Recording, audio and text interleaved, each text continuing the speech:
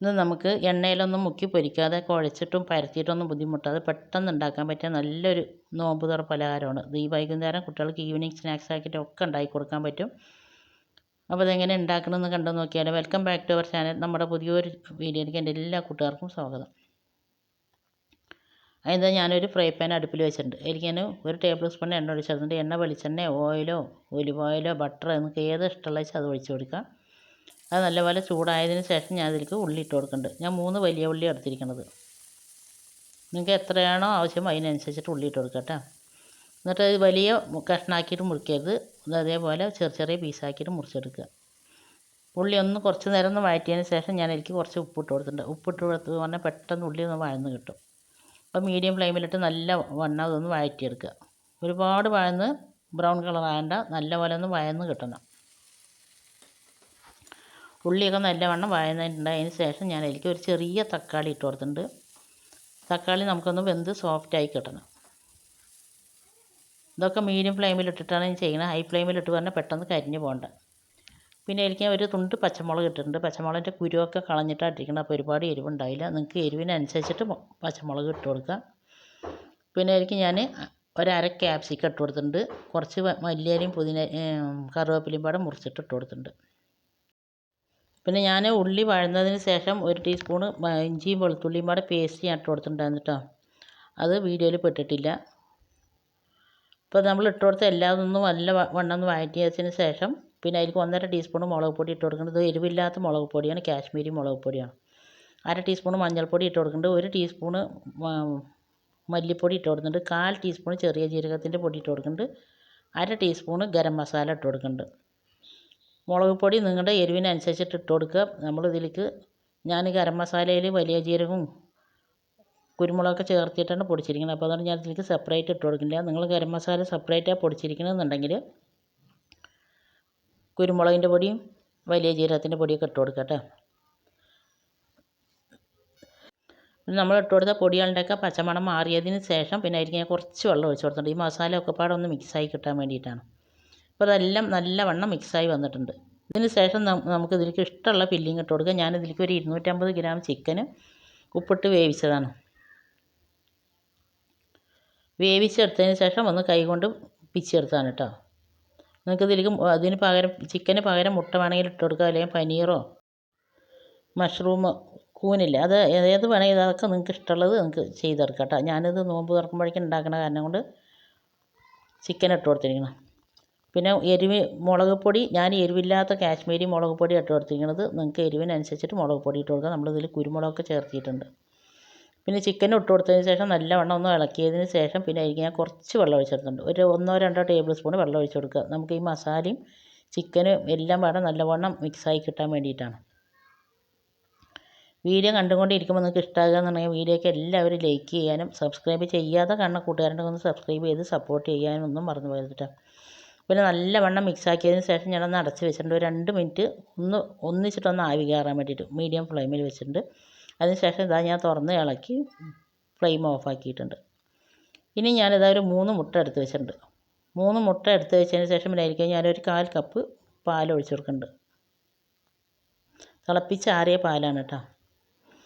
പിന്നെ എനിക്ക് കുറച്ച് ഉപ്പ് ഇട്ട് കൊടുക്കുന്നുണ്ട്. നിങ്ങൾക്ക് ഇതിൽ വേണമെങ്കിൽ ചില്ലി ഫ്ലേക്സ് ഇട്ട് കൊടുക്കുക. ഞാനിവിടെ കുട്ടികളൊക്കെ കഴിക്കണ കാരണം കൊണ്ടാണ് ചില്ലി ഫ്ലേക്സ് ഇട്ട് കൊടുക്കാത്തത്. എരിവൊക്കെ നിങ്ങളുടെ ഇഷ്ടത്തിനനുസരിച്ച് ഇട്ട് കൊടുക്കുക. പിന്നെ എനിക്ക് കുറച്ച് മല്ലിയിലയും കറിവേപ്പിലയും പാടെ ചോപ്പ് ചെയ്തിട്ട് ഇട്ട് കൊടുക്കുന്നുണ്ട്. അതവിടെ ഇരിക്കട്ടെ, അത് മാറ്റി വെച്ചിട്ടുണ്ട് അവിടെ. ഇനി ഞാനിത് അതിലേക്ക് ഒരു 2-3 ടേബിൾ സ്പൂണ് ആട്ടപ്പൊടിയാണ് കേട്ടോ. അത് മൈദ അല്ല, ആട്ടപ്പൊടിയാണ്. അത് കുറേശ്ശെ വെള്ളം ഒഴിച്ചിട്ട് നല്ല ഫൈൻ പേസ്റ്റാക്കി എടുക്കണം. അത് ഒരുപാട് വെള്ളം ലൂസായും പോകരുത്, ഒരുപാട് കട്ടിയായിട്ടും പോകരുത്. അപ്പോൾ നമ്മൾ അതും അവിടെ മാറ്റി വെച്ചിട്ടുണ്ട്. ഇനി ഞാൻ എടുത്തിരിക്കുന്നത് ബ്രെഡാണ്. ബ്രെഡ് എടുത്തതിന് ശേഷം നിങ്ങളുടെ അടുത്ത് കുക്കി കട്ടർ ഉണ്ടെങ്കിൽ അതായിട്ട് മുറിച്ചെടുക്കുക. എൻ്റെ അടുത്ത് കുക്കി കട്ടർ ഒന്നുമില്ല കേട്ടോ. അപ്പോൾ ഞാൻ കുപ്പിൻ്റെ ഒരു മൂടിയായിട്ടാണ് മുറിച്ചെടുക്കുന്നത്. അത് വെച്ചിട്ട് ഇങ്ങനെ റൗണ്ടിലൊന്ന് മുറിച്ചെടുക്കുക. നിങ്ങൾക്ക് റൗണ്ടിൽ മുറിക്കണ്ടെന്നുണ്ടെങ്കിൽ അങ്ങനെ തന്നെ മുറിച്ചെടുക്കുക, അങ്ങനെ തന്നെ വെച്ചിട്ടും ചെയ്യാം കേട്ടോ. കാണാനൊരു ഭംഗിക്ക് വേണ്ടിയിട്ടാണ് ഇങ്ങനെ റൗണ്ടിൽ മുറിച്ചെടുക്കുന്നത്. ഇതേപോലെ തന്നെ ഞാൻ എല്ലാം മുറിച്ചെടുക്കട്ടെ. അപ്പോൾ അതാ കുറച്ച് ബ്രെഡ് ഞാൻ മുറിച്ചെടുത്ത് വെച്ചിട്ടുണ്ട്. നമ്മൾ ഈ ബ്രെഡിൻ്റെ സൈഡൊന്നും കളയണ്ട കേട്ടോ. അതും പൊടിച്ചെടുത്ത് ഒരു ചട്ടിയിലിട്ട് വറുത്ത് വെച്ചിട്ടുണ്ടെങ്കിൽ നമുക്ക് ബ്രെഡ് ക്രംസ് ആക്കിയിട്ട് ഉപയോഗിക്കാൻ പറ്റും. അപ്പോൾ ഞാൻ മുറിച്ചെടുത്ത ബ്രെഡ് മുഴുവനും എടുത്ത് വെച്ചിട്ടുണ്ട്. ഇനി നമ്മളെടുത്ത മാവ് ഇതിൻ്റെ 4 സൈഡും ഒന്ന് തേച്ച് കൊടുക്കുക. നമ്മളിതിൽ ഫില്ലിങ് വെച്ചിട്ട് ആക്കുമ്പോൾ പൊട്ടിപ്പോകാതിരിക്കാൻ വേണ്ടിയിട്ടാണ്.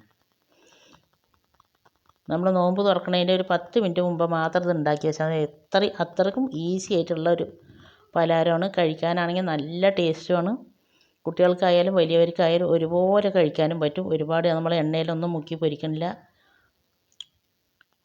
പിന്നെ 4 ഭാഗം അതിൻ്റെ മാവ് നമ്മൾ ഉണ്ടാക്കി വെച്ച മാവൊന്ന് തേച്ച് കൊടുത്തതിന് ശേഷം നമ്മളുണ്ടാക്കിയ ഫില്ലിങ് അതിൽ എത്രയാണ് ബ്രെഡിൻ്റെ വലിപ്പം അതിനനുസരിച്ചിട്ട് വെച്ച് കൊടുക്കുക. മസാല വെച്ച് കൊടുക്കുമ്പോൾ ബ്രെഡിൻ്റെ 4 ഭാഗത്ത് എത്തരുത് കേട്ടോ. അപ്പോൾ അതിന് ഒട്ടി കിട്ടൂല, അത് വേണ്ടിയിട്ടാണ്. എന്നിട്ട് വേറൊരു തുണ്ട് ബ്രെഡും അതുപോലെ തന്നെ മാവ് തേച്ചതിന് ശേഷം വെച്ച് നല്ലവണ്ണം കൈ കൊണ്ട് ഒട്ടിച്ച് കൊടുക്കുക. ഫില്ലിങ് പുറത്ത് പോകാതിരിക്കാൻ വേണ്ടിയിട്ടാണ്. അപ്പോൾ ഇതാ ഒന്ന് ഉണ്ടാക്കി വെച്ചിട്ടുണ്ട്. ഇതേപോലെ തന്നെ നമുക്ക് എല്ലാതും ഉണ്ടാക്കി വെക്കാം. ഇത്ര എളുപ്പമാണ്, ഈസി ആയിട്ട് ഉണ്ടാക്കാൻ പറ്റിയില്ല. ഇതേപോലെ തന്നെ ഞാൻ മുഴുവനായിട്ട് മസാല ഉണ്ടാക്കി വെക്കുന്നുണ്ട് കേട്ടോ, ഫില്ല് ചെയ്ത് വെക്കുന്നുണ്ട്. ഇനി നമ്മൾ ഉണ്ടാക്കി വെച്ച മുട്ടൻ്റെ മിക്സിനെടുത്ത് നല്ലവണ്ണം ഒന്നും കൂടി മിക്സാക്കി കൊടുക്കുക. നിങ്ങൾക്ക് ഇഷ്ടമുള്ളത് നിങ്ങൾക്ക് എത്ര ആവശ്യം വെച്ചാൽ അതിനനുസരിച്ചിട്ട് എല്ലാം ചെയ്തെടുക്കുക. ഞാനിപ്പോൾ അത് കുറച്ചധികം ഉണ്ടാക്കിയിട്ട് അതുകൊണ്ടാണ് ഞാൻ കുറച്ച് കൂടുതൽ മുട്ടൻ്റെ മിക്സൊക്കെ ഉണ്ടാക്കിയിരിക്കുന്നത്. പിന്നെ നമ്മൾ ഉണ്ടാക്കി വെച്ച മുട്ടൻ്റെ മിക്സിൽ നമ്മൾ ഉണ്ടാക്കി വെച്ച ബ്രെഡ് ഒന്ന് നല്ലവണ്ണം ഡിപ്പ് ചെയ്യുക. 4 ഭാഗം മുങ്ങുന്ന പോലെ ഡിപ്പ് ചെയ്യുക. ചട്ടി അടുപ്പിൽ ചൂടാകാൻ വെച്ചിട്ടുണ്ടാണ് കേട്ടോ. പിന്നെ മുട്ടൻ്റെ മിക്സ് മുക്കിയതിന് ശേഷം ഒരുപാട് നേരം പുറത്ത് വെക്കരുത്. മുക്കി കൂടുമ്പോൾ തന്നെ പൊരിച്ചെടുക്കുക. അതിൽ 1 ടീസ്പൂണ് ഓയിലോ നെയ്യോ ബട്ടറോ വെളിച്ചെണ്ണ എന്താ നിങ്ങൾക്ക് ഒഴിക്കാൻ പറ്റുക വെച്ചാൽ അത് ചെയ്യുക. എന്നിട്ട് ഞാനിതിലേക്ക് ഓയിലാണ് ഒഴിച്ചിരിക്കുന്നത്. നല്ലപോലെ ചൂടായതിന് ശേഷം മീഡിയം ഫ്ലെയിമിലിട്ടിട്ട് നമ്മൾ ഉണ്ടാക്കി വെച്ച സ്നാക്സ് പൊരിച്ചെടുക്കുക.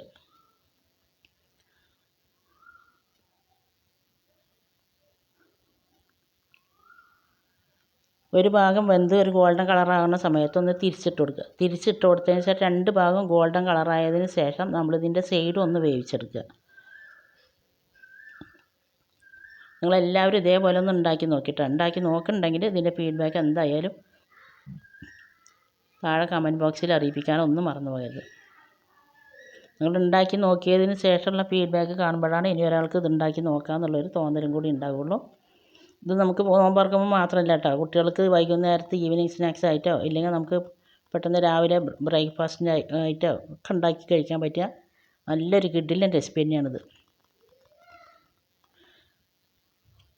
ഈ റെസിപ്പി നിങ്ങൾക്ക് ഇഷ്ടമായിട്ടുണ്ടാവുമെന്ന് വിചാരിക്കുന്നത്. ഇഷ്ടമായ എല്ലാവരും ഇതേപോലെ ഒന്ന് ഉണ്ടാക്കി നോക്കുക. നിങ്ങൾക്ക് ഇഷ്ടമായ നിങ്ങളുടെ ഫ്രണ്ട്സ് ആൻഡ് ഫാമിലി ഗ്രൂപ്പിലേക്ക് ഒന്ന് ഷെയർ ചെയ്ത് കൊടുത്ത് നമ്മളൊന്ന് സപ്പോർട്ട് ചെയ്യുക. സബ്സ്ക്രൈബ് ചെയ്യാതെ കാണുന്ന പുതിയ കൂട്ടുകാരെ ഒന്ന് സബ്സ്ക്രൈബ് ചെയ്ത് സപ്പോർട്ട് ചെയ്യുക.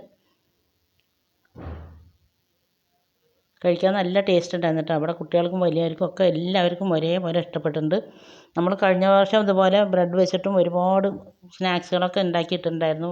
റംസാനിക്കും ഈവനിങ് സ്നാക്സ് ആയിട്ടൊക്കെ കഴിക്കാൻ പറ്റിയത്. കാണാൻ താല്പര്യമുള്ളവരുണ്ടെങ്കിൽ കണ്ടു നോക്കുക. ഞാൻ അതിൻ്റെ ഒക്കെ ലിങ്ക് പ്ലേലിസ്റ്റിൽ കൊടുത്തിട്ടുണ്ട്, അത് ഡിസ്ക്രിപ്ഷൻ ബോക്സിൽ കൊടുക്കുക. അപ്പോൾ അതാ ഞാൻ പൊരിച്ചെടുത്തിട്ടുണ്ട്, കുറച്ചൊക്കെ പൊരിച്ചെടുത്തിട്ടുണ്ട് കേട്ടോ. ബാക്കി ഇനി കുറച്ചും കൂടി പൊരിക്കാനുണ്ട്. ഇനി അടുത്ത നല്ലൊരു വീഡിയോ ആയിട്ട് വരുന്നത്. അസ്സലാമു അലൈക്കും, ബൈ, ഓക്കെ, താങ്ക് യു.